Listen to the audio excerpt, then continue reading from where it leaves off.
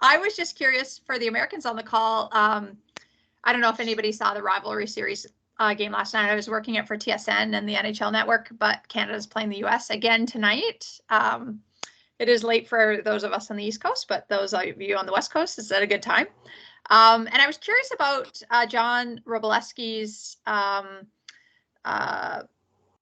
acumen and his respect within the U.S. So this is the coach of the U.S. team. He coached the U18 team, and he coached the girls at the Olympics. And he tends to play 4 lines equally. So total on ice time is pretty much equal between the 4 lines and all 7D. So I found that fascinating. And anybody that I've talked to that has had kids, like Hughes, both had her kids obviously with him, and then Manon Réaume had her son with him, actually, and has her other son with him.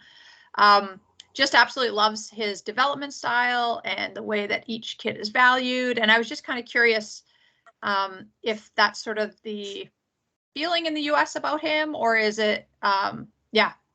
Anybody have any opinions on him? I don't know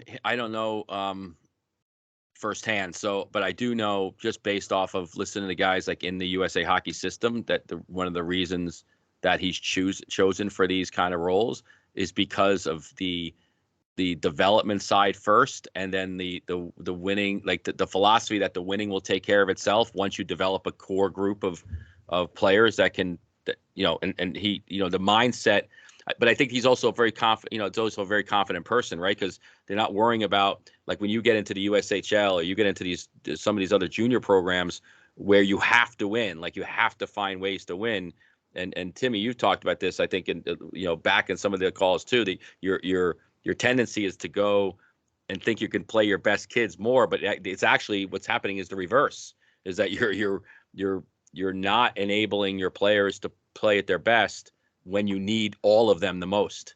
And I think he, you can really see, because I really, I watched that game too, and I love, even, and you could probably see it from a different vantage point, but even the on the bench stuff between the players, like, it's very,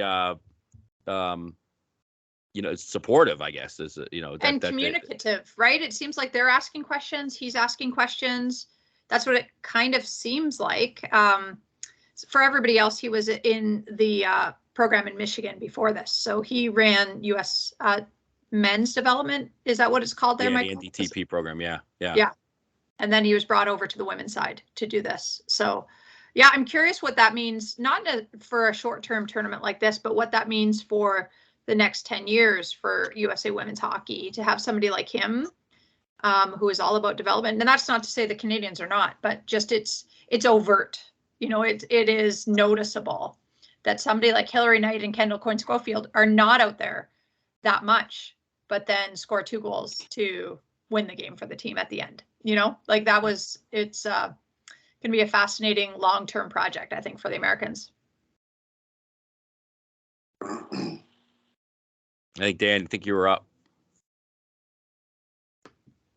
And your mic's off. On that subject, though, that's the direction we need to go. Like, we need to be rolling lines and getting people on the ice. I can't how many games I've been in where I have a parent come to me after and say, "What was that player doing on the ice in the last 2 minutes?" And I'll say, "Well, that was their turn." What do we gain from that win or loss if they're on the bench? And when we do tournaments, or like when we made the playoffs last year, the only adjustment I made was that I had an all parent and player meeting, and I said, now that we're at a level where we're actually here to win the next game, I'm gonna have a new rule where the last 5 minutes of the game belong to me, and I'm going to, if we're down by a lot, and I don't think we're coming back, hey, I'm gonna roll the kids that I think have really deserved some extra ice. If it's a 1-goal game, I'm gonna roll the kids that I think can hold this game for us or win it for us based on that game. And I don't want to, it can't be historic. It can't be, oh, you're always my best player, so you're out there. If you're my best player usually, but you're having an off game, I'm giving it to that kid that's trying as hard as he can. And then throughout the season, I tell them I'm rolling lines. And yeah, there's going to be power plays and penalty kills. The power play, I want my next line out there. I don't have a power play line. And for the penalty kill, I'm going to send the next, 2D, the next two forwards, and any kid that has to miss a little bit, I'm going to make up for it. We're going to find a way because they don't develop if they're not playing. And everything you take from practice, you bring to a game. Well, how can they implement it if you're sitting them the whole time, or if they're only getting half the shifts? And if we can bring that game and that sport to that level where every coach is comfortable with that, well, then, yeah, your outcomes might be different and you might not win as many games as you could have. But at the end of the day, what kids 12A schedule and record is going to come up when they're trying to play college hockey, when they are applying for their first job out of college and not playing hockey anymore? Those don't come up, but those leadership and opportunities do. And we've gotten away from that because I've played some teams that I can see have 3 full lines, and I play the top 2 lines the entire game. And it's not until they're crushing us that you would be impressed to have seen. Tom and Wally, I think if you guys go on mute, that might be helpful. You got an echo. Yeah, so if you guys go on mute, that should go away. Okay. You would be very impressed with John Robleski because in 3-on-3, he even had like rookies on the ice next. It was just simply, it looked like it was their turn. And I love that mentality. And you're right, like this is one moment in that person's life, but this is preparing them for the rest of their life. And it's just as important to be able to support the others while they're on the ice as it is to be that person on the ice, right? There's so many great lessons to be learned. So Go ahead, Peter. Yeah, thank you. I think one of the issues is, unfortunately, some of the decisions that are made in regards to that, unless you have support, are economically driven, like Mike is saying about coach junior levels. You're not winning. Next year, there's somebody else in your seat. So, and even if you go to a rink, like with our youth in general, it's not uncommon for somebody to be talking about, a couple of coaches to be talking about the NHL game they saw the night before or the weekend before. And did you see what did you see what Colorado did on the power play? We got to do that, right? So if you're in a situation like I was forced, like when I was in prep school, it was about character, it was about building. I mean, sure, kids came to play because we were successful and they wanted to use it as a path to college, but you also had kids that just played because they loved it and they were going to go somewhere to crew or to play lacrosse or whatever the sport may be. So we had the ability to do what you're talking about, develop kids, and we did. We ran, for the most part that I was there, we ran 4 lines, and the kids did develop, and we had a bunch of kids move on to college, university. But when it's economically driven and you're at that youth level and that is what you're looking at, right? How do you sell that, so to speak? How do you develop that at the youth level that we can do that? Because you go to a AAA game here in the States and you go to a U12 AAA game, and if you're down halfway through the second period, they're already shortening the bench. So how do you teach that mentality? I mean, you can do it probably in a small youth organization because you can talk to those individuals, you can hopefully gain their trust, their confidence, but we can develop you by doing X, Y, Z. But that's a big issue, is when at the top it's being done that way. And same, like to your point, that's great what he does, but I don't know how many people are aware that he does that. And how do you get them on? I guess how do you get them on board? Really, I guess is the question. So, Peter, I just want to make a comment on that. You talk about the highest level. The bench management is fairer in the NHL than in minor hockey. The shortening of the bench in minor hockey, if the score is down, and we've talked about this many times, it's criminal. Like the effect on personal belief and self-esteem for the sake of the score clock, entitling these kids who might have better birth dates to play more than others for the sake of an outcome. You don't win on the score clock. Right, Wally, I agree, but that's the insanity of it is I'm paying $10,000 for my kid to play on the AAA team, and if he doesn't happen to be a top 6 forward that game, he's not playing or she's not playing. Well, I understand what you're saying. I'm saying he's going to be a top 6 player that's going to play every situation. Everybody is. The creation of this hierarchy of first, second, third line, that's the art of coaching. And everybody's got to feel valued. Everybody has to have a role, earn a role, and learn the life skills to be the best they can be at any level. And I tell you what, the living example of how to do it is the NHL. Kids get less ice time playing minor hockey at AA and AAA hockey when they're growing up as 12-year-olds, 14-year-olds. So at the elitist level, to me, they manage the bench quite well, and the teams that get the farthest in the playoffs seem to balance their minutes a lot more. There is separation, but they respect their roles. Tim? Well, thanks, Wally. Yeah, lots to interject.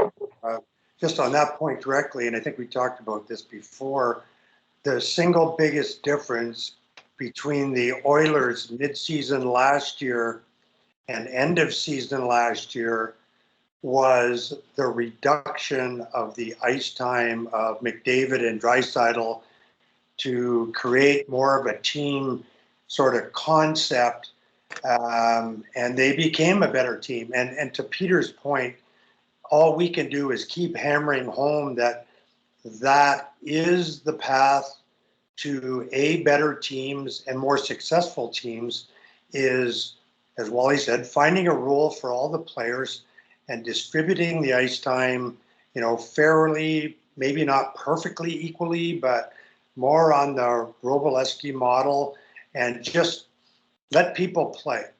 And, to Peter's point, when it's, at higher levels, when you start to feel the pressure, the default reaction by coaches is to play their better players, who they perceive to be their better players, more in those situations.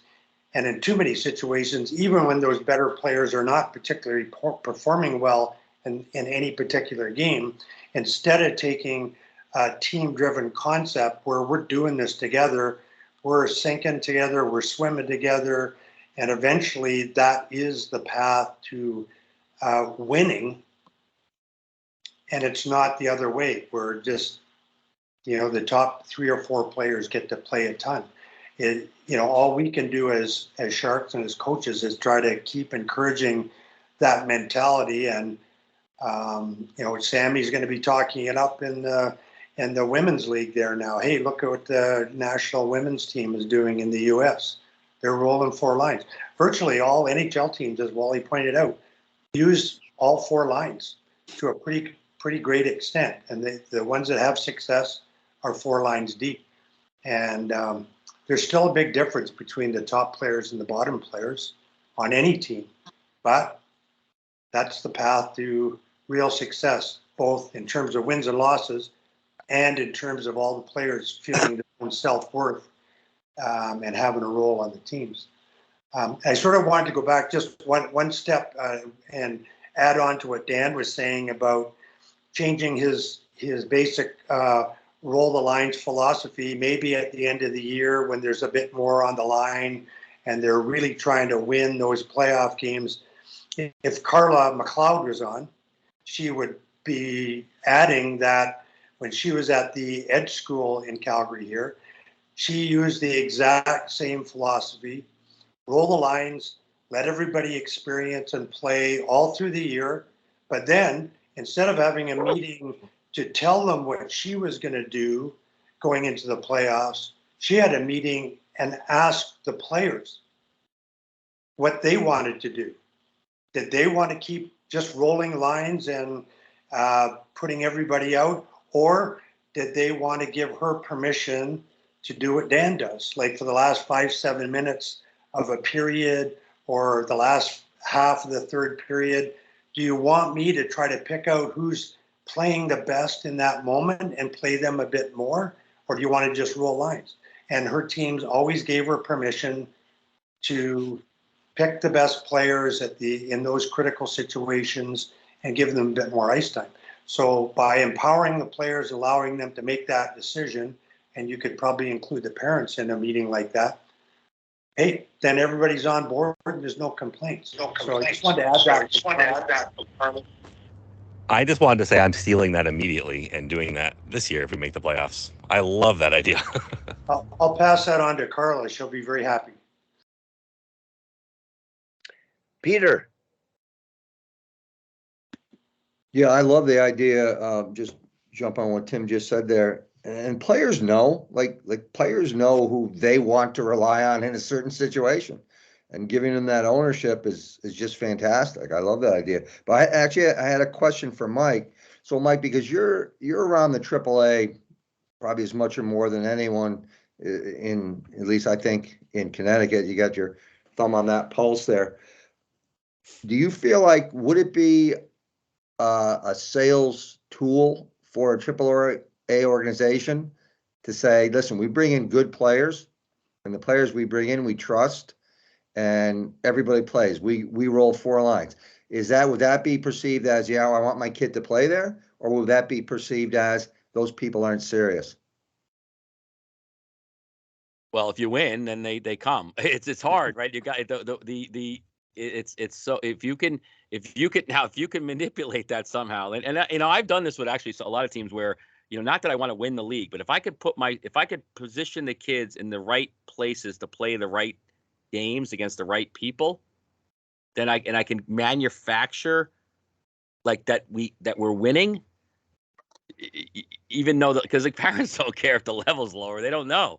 They just like, oh, we're winning. Look, we won 5 games. Like the worst weekends I could have in a new team is winning in the weekend series the first weekend. Oh my gosh, now we're screwed. You know, because everybody's like, oh, this team's gonna go. You know, this team's going places. But I think it's just a matter of, but I do agree. One of the philosophical pieces in there is, and then there is a team up in upstate Connecticut actually that's doing that, where they say, listen, we've selected you, and Dan could chime in later, but one of the things he does, and one of the guys, Sam Chima, who we had on my call yesterday with the coaches site guys, with the directors club, talking about being on a team, you know, saying, I'm the head coach of the team and I'm going to be with your team for 5 years. Like, it was unbelievable. Like like I'm choosing you, and I'm choosing, and if I'm good enough, if I'm a good enough coach to choose you to play for me, that I'm also a good enough coach to continue to develop you, and I want to keep you.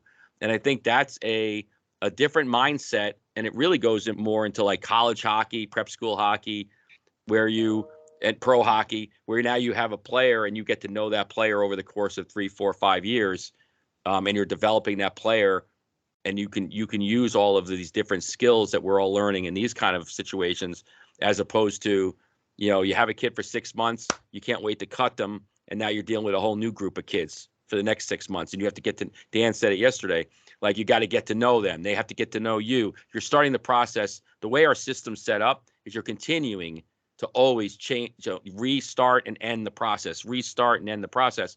And it's so hard to build these relationships.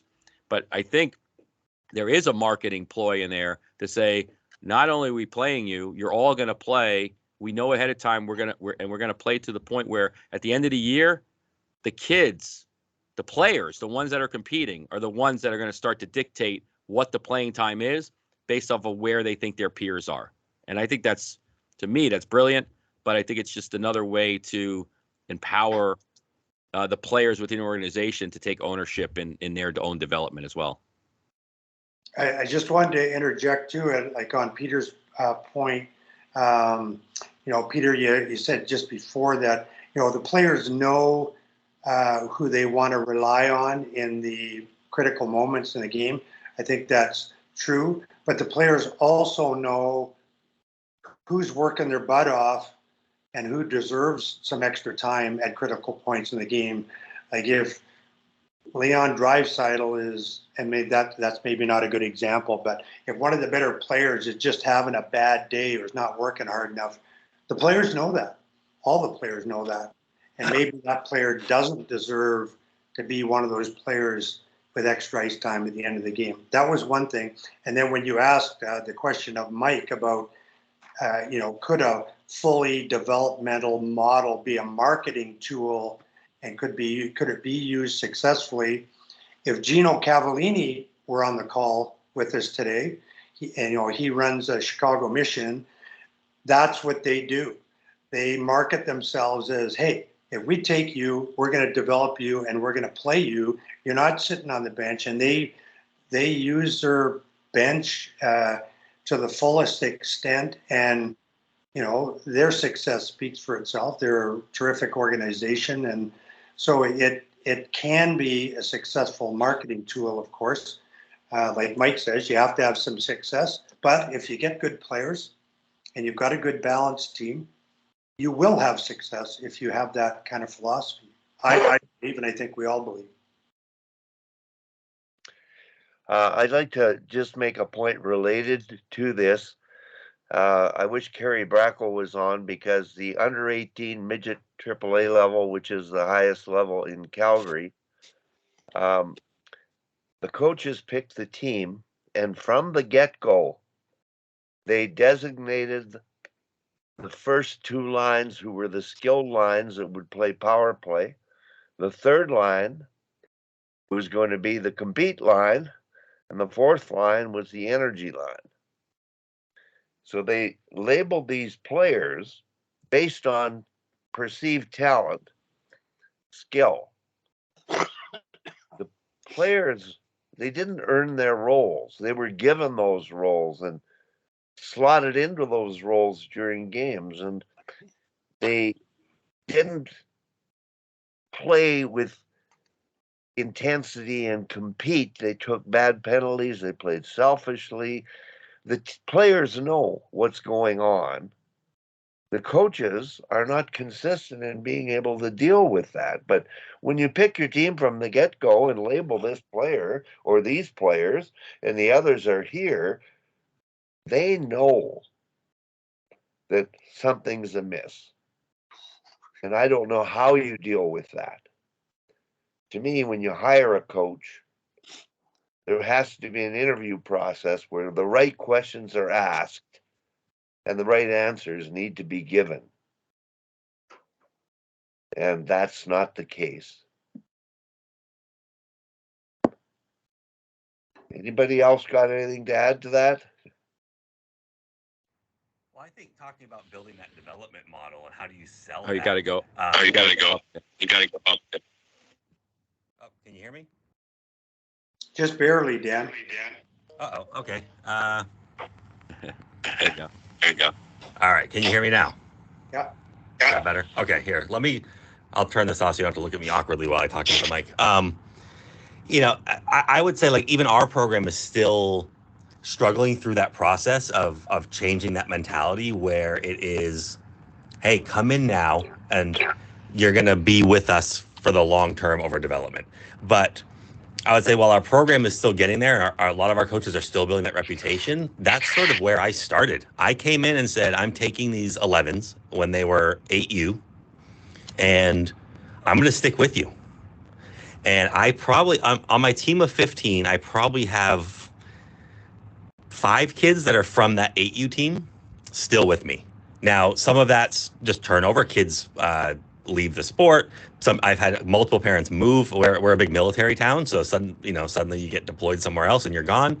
But then we bring in the new kids, and through those years, I've only added in 4 to 5 new kids as we roll through because I have such little turnover. But I had to build that trust, number one, that the winning would come with the development. That I'm never going to put an emphasis on win at all costs, but that I truly believe that we're picking the right kids that will stick around long term, and you're going to see winning become just a part of how they play. And that's the success we found. And now when we don't win, if we have a string of bad games, no one's panicking anymore because they've seen the history of what we can do in there, and they understand that, hey, we can't win them all, but we can take the good from it. And I have to meet with parents regularly who, maybe after a loss, they're like, oh, what happened there? And I'll be like, they're 12 years old and they just didn't have their best game. Or, hey, we finally found a team that's way better than us, and now we know what we have to work towards. But you've got to build that trust early, and that takes time. So to really get this refresh of changing that win at all cost mentality and bring it into a development model, it just takes coaches willing to risk it. Like, I could have lost a lot of games last season and had every single player take off for another program. But instead, we did fairly well. And the ones that even started thinking, oh, maybe I could go to this AA team, stuck around because they believed in the long-term plan. But you've got to sell it, but you've also got to really believe it and practice it. And so if I told them I was all about development and then only ran 2 lines, oh, I've got one whole line of families that are leaving because I lied to them. Go ahead, Peter. Okay, so I'm going to set the table here for Mike Benelli. So what we're talking about here, and I mean, I think it could be a great model that coach sticking with, but part of the issue now is the difference in the ages with the teams, right? So is that model easier if organizations, and what's the thought process on going to major minor? Because then it's seamless how you move through. And that being said, what about the minor player, the Pee Wee minor player that could play skill-wise on the major team? So I'll just throw that out. Yeah, so it's funny because I think that's going to be our next show is major minor year of birth teams. But so what I found, and I've done this now for about 20 years, doing that exact setup. Like you come in, we're picking as year of birth, but knowing how kids develop, and we know this is going to happen. What happens is I could take a group of 8-year-olds and give them the greatest development structure in the world. But what happens is the kids that will develop quicker and faster do. And, and they say, well, we've developed outside of your development program because the other kids aren't keeping up. Now, me in the position I'm in would say, well, it's going to come around. Like, I firmly believe that these other kids are going to come back into this loop if we continue to stay on this path. But it's so hard for a parent to trust that, is to say, well, you want me to intentionally hold my kid back from going to a AAA program to wait for the other kids to catch up to me, and it's very, very difficult unless you could have find a family of a bunch of find 3 families that have 4 kids each. And I think that's where that's the only way to do it, is that the people don't have the patience and the belief and the will to wait for the development to come back around. And then that's how you grow programming. That's why community programming in most, a lot of parts of Canada and Minnesota and, Michigan, they can do it because the community is they're in the community. They have nowhere else to go. They're bottlenecked. So they could be the best kid on their team at 8 and at 9, and all of a sudden the other kid catches up and now they're not best kid. And then at 12, maybe they are the best kid again. And we don't get to see that in the system we're in now because the best kids leave. And then we think the outlier is the kid at 15 that all of a sudden makes his high school team where he's never been on a AAA team before. I'm like, that's not the outlier. That's the norm. But we don't get to see it because kids separate so early in their hockey development life. But again, in a utopia society of hockey, I would say I'm going to take 16 kids from my community. We're going to put them in this high performance development setting. You will there 5 or 6 kids are going to progress. I've seen it in lacrosse. So I actually ran this exact scenario in our youth lacrosse program in town. I took every kindergartner in my son's grade. There was no coach. I took it over. I ran a hockey program through lacrosse, all station based, all development, all battle drills, all skill development stuff. Played every single kid in every single position. And right now, they're all 15 years old. 95% of those kids are still playing, and they're the better kids in their programs. But that's only because they weren't really crazy lacrosse people. They were just like, I don't know, we're just playing lacrosse to have fun. This is just a recreational thing for us in town. But when you get to a place where you think your kid has to progress, the part of the parent says they're too good for your program right now. I have to extract them. And my answer is, well, the reason they're this good is because of the program we're running. So don't extract them. So it's a whole, again, it's a sales job, but it's and again, that goes back to my initial conversation. Is like, I don't understand how people don't understand.